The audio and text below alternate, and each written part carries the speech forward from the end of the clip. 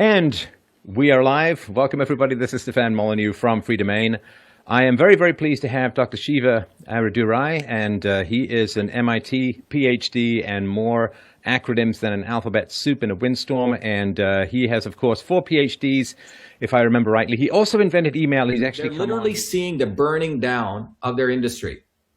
So pharma companies are now moving to a different area, vaccines and what are called cell therapies. These do not need to go through the same regulatory framework. In fact, they're treated as another class called biologic process. Starting in 1962, John Kennedy signed the National Vaccine Act. And that was based on a very, very rudimentary understanding of the immune system, which is what's still used today by guys like Fauci and Gates to put forward it.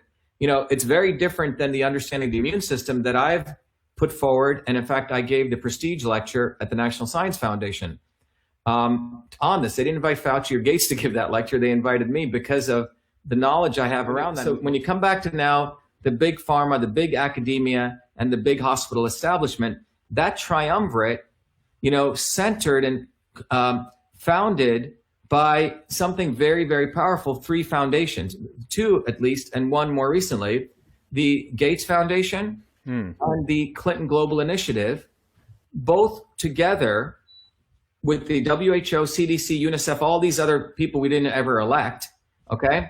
Together, the Gates Foundation created what's called Gavi, Vaccine Alliance. And if you look at their consortium, it's vaccine manufacturers, UNICEF, World Bank, and they funded that to about $1 billion. And so the Clinton Global Initiative and the Gates Foundation are sort of the 2 doppelgangers, sort of the twins in this, are part of this with a whole consortium. And the goal is they're really the frontsmen for big pharma. They're the frontsmen pushing, and when you actually work out the numbers, they're basically carving out the different vaccines, and they have the pharma consortium behind them. Pharma is crashing. They're saying, wow, I create a drug, I only have 200,000, 1 million people who have cardiac disease, whatever, or 300 million. Imagine if I could create a product that everyone had to take, right? That's like the biggest business opportunity, right? An audience, a market of 7.2 billion people, let's say on average, spending about $1,000 a year, that's a $7.2 trillion recurring market. Now, imagine this, if you could get the government its public so afraid that they impose this as a mandate. Now you've created a consortium. So Gavi is leading this consortium with 2 of its cylinders, Gates Foundation, Clinton Global Initiative, which are probably being funded in all sorts of, many incestuous ways. Back-ending that is a major big pharma companies who are part of Gavi. They're the consortium partners. In fact, the SDG 3 goals is supported not just by the WHO and United Nations, but the IFPMA, the International Federation of Pharmaceutical Manufacturers. The 3 leadership council of that is Eli Lilly, Shionogi from Japan, and Roche.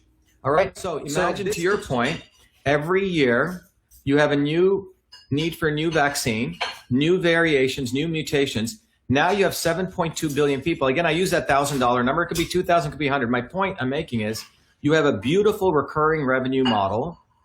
And in order to get that recurring revenue business, what do you need? You need an amazing marketing campaign, a global marketing campaign. And that's what we're right in the middle of now. Okay, do you want the economies to be crashed again? Do you want everyone to be in their homes? Look, let's just put everyone gets a vaccine card. You don't want your neighbor screwing up the economy, do you? Do you want Bob screwing it up? Do you want to have a driver's license? It's a nice economy you got there. It'd be a shame if something happened to it and you weren't allowed to drive. Exactly. Or you weren't allowed to take your kid to daycare, or you weren't allowed out of your home, or you couldn't go to your gym, or you couldn't visit your parents in another country. So that is what the goal is. It's a 7.2 billion person market opportunity worth, upwards of $10 trillion year over year. So from their standpoint, everyone says, well, why would they do this to the economy? Well, it's a return on investment. You put enough fear, you crash the economies just enough. By the way, they get a double whammy because the Chinese Communist Party and the Chinese are involved. They have a lot of, dollar reserves. You crash the economy, you buy things on a song now, so you're going to make your return anyway, because as you kick this back up, you're going to make money on that, and you're going to also get indentured servants, because many of the large Chinese financial houses actually are the ones who funded banks like lenders like Wells Fargo.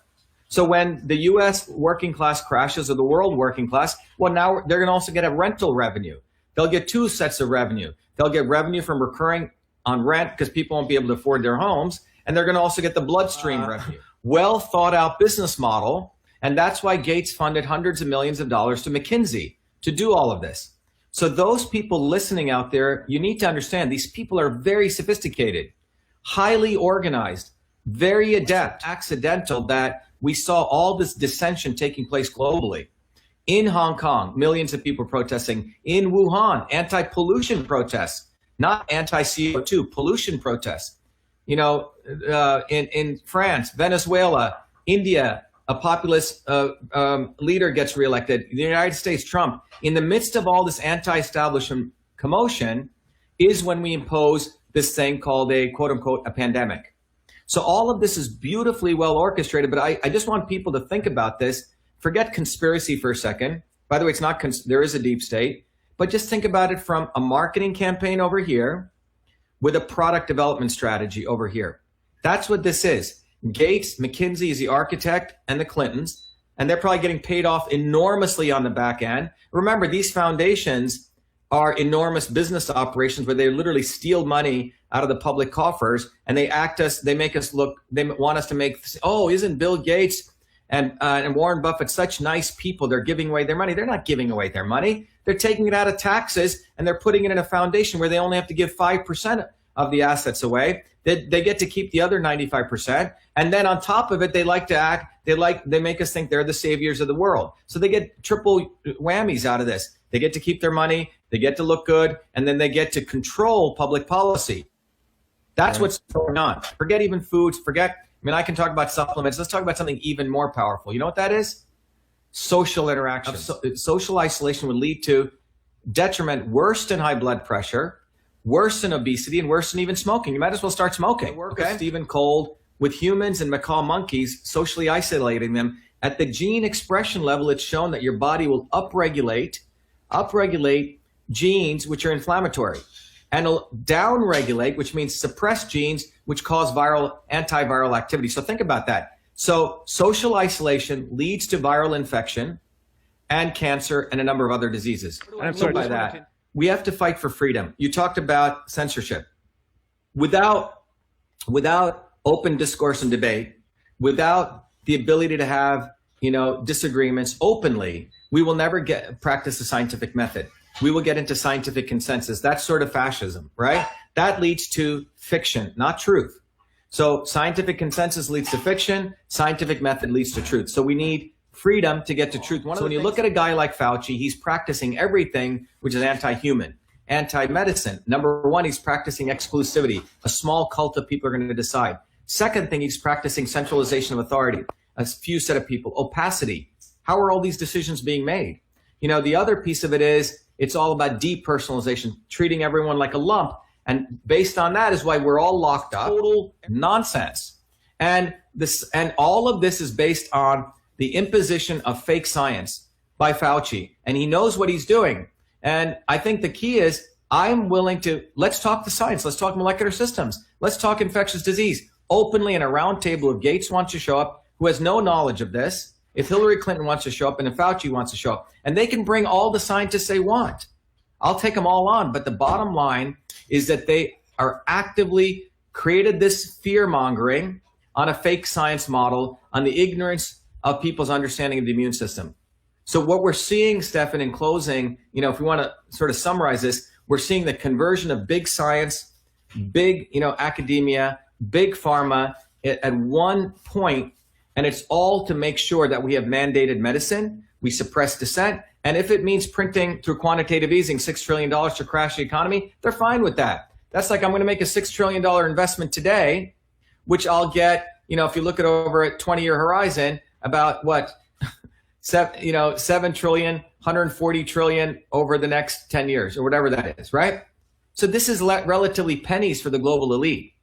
And if people can really understand that we're looking at the consolidation of a corporation, a global elite corporation that spans national boundaries, which is intent on securing their power through a model where all of us are mandated to take a medicine. mandated right into our bloodstream, mandated where if we don't do that, we'll be tracked and not allowed to move.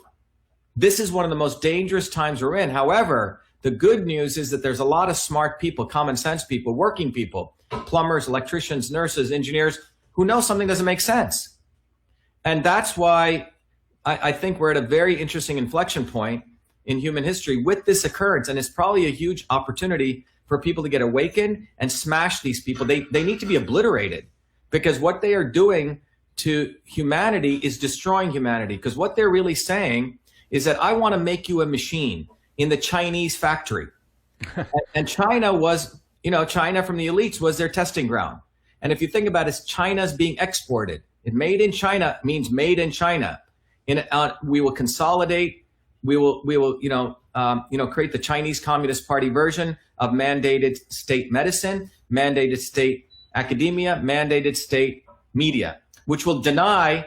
It doesn't matter what the truth is. It doesn't matter that a 14-year-old kid wrote all the code, the inbox, outbox, called it email, has a copyright. Doesn't matter. The first thing they do, and it doesn't matter, my 4 degrees at MIT won't matter, right? Because when you go against them, they will attempt to attack you. And the only way out of this is to go viciously after them. That's the only way to win, Stefan. Uncompromisingly go after them. And that's the way we're going to win. And we also have to recognize that the establishment is always not the enemy. It's the not so obvious establishment. Those people that they put, like the Bernie Sanders. So all you Bernie Sanders people listening out there, he sold out to Hillary Clinton. And all you people who think Bobby Kennedy is going to fight for your medical freedom, he endorsed Hillary Clinton. He attacks Gates. So people say, oh, Bobby attacks Gates. Well, you know what? He endorsed Hillary Clinton 3 times. There's nothing more to talk about, period. So the way we're going to win is to wake up and realize this movement's going to come bottoms up from working people like me and you and others, Stefan, who speak the truth, and it's going to be bottoms up. It's not going to be top down. Hollywood celebrities, we don't need you. The Kennedys, we don't need you. And it's going to be bottoms up. And when people get this, we're going to have a revolution like that. I'm telling you, if you look at history, and it won't have to even be violent, it'll be an awakening that says, wait a minute, this is my body. I'm going to decide what goes into my body. No one owns it. And you know what? The sun is an amazing vehicle. It produces vitamin D. It produces catholicedins. And you know what? Fresh vegetables without pesticides are what I need. Clean air, clean water, clean food. And if you look at the history of infectious diseases, if we really want to talk about infectious diseases, you know how they've been solved? Not through vaccines or medical interventions, through infrastructure, vitamin A, nutrition, sanitation, refrigeration, elimination of child labor. Understand that infectious diseases, the plumber and the sanitation worker did more for infectious diseases than any pharmacist or doctor. That's what actually happened. Now, if they truly care about infectious diseases, let's start by talking about how much pollution that's in the atmosphere and how much the Paris Accords allows China to pollute. Let's talk about clean water, clean air. We allow companies like Monsanto, which now is a part of Bayer, who have polluted, destroyed the topsoil of this country, have enslaved many, many farmers. But they don't want to talk about that. They don't want to talk about that, 800, 700,000 people die of heart disease and so on. They don't want to talk about the 1.9 million hospitalizations that occur every year from pharmaceutical drug adverse reaction. What I see is a shutdown to destroy the American worker, to seize people's assets and properties, and to basically destroy this economy on behalf of Bill Gates, Hillary Clinton, deep state, the WHO, the Chinese Communist Party, to basically seize power of not only the American worker, but the world everyday people. So we become a factory. We become automatons in a large factory, which is what China has done, and we lose our humanity. That's what this is about, Stefan. This is about freedom or slavery. This is not just about a freaking vaccine or a virus. This is about an important point in human history. And this has occurred over and over again, as we discussed. But I think we have an enormous opportunity, actually, to rise up and to reclaim our destiny as human beings.